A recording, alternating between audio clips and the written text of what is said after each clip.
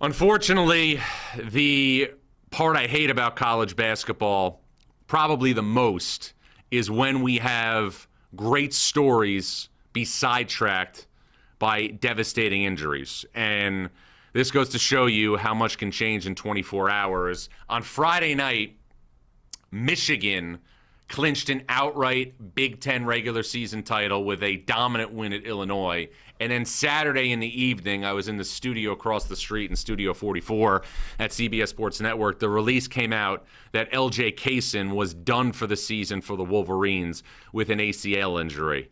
LJ Cason had separated himself as the best backup point guard in college basketball. LJ Cason had worked relentlessly to become a much better offensive player. And if you listen to the interview that I did with Brad Underwood last week before Illinois played Michigan on Friday night, he talked about how Michigan became a much better offensive team when it went to its bench. LJ Cason was a big part of that. So where does Michigan go from here? Michigan still has enough to get to the Final Four and win a national championship, but it doesn't have what it had. So where do the Wolverines go? I've said for weeks right now that when LJ Cason was healthy, Michigan's four reserves, Cason, Trey McKinney, Roddy Gale, Will Cheddar, if those four players combined with either Merez Johnson or Adai Mara, that five-man squad could go to the NCAA tournament and finish in the top half of the Big Ten. But now the bench shrinks for Dusty May. Trey McKinney, and Dusty May would agree with this, is not getting the attention he deserves because of the team that he plays on, but he's one of the best freshmen in the country. Trey McKinney has great size at 6'4", 225 pounds. And now without LJ Cason, Trey McKinney to me is the guy who is going to have to amplify his role and spell Elliot Cadeau at point guard for Michigan. We have seen a freshman class all season long shine throughout college basketball. The depth of this freshman class is second to none. And I think over the next couple of weeks and into the NCAA tournament, you are going to see Trey McKinney be a major factor in a ball handling role for Michigan. And another thing you have to love when you think about Michigan's potential right now is the Wolverines have all but locked up a number one seed in the NCAA tournament. The Wolverines have already clinched a Big Ten regular season title. For the rest of this week, when Michigan wraps up the regular season, and for the Big Ten tournament, this is about Dusty May recalibrating his rotation without LJ Cason. This is about Dusty May now getting more out of Trey McKinney, trying to get more out of Roddy Gale, who has not obviously been a major factor in reserve offensively over the last 2 months. Now, part of the reason is this. Michigan has been so dominant for the majority of this season. Games have been out of hand, and these players don't get the same usage as other players might get.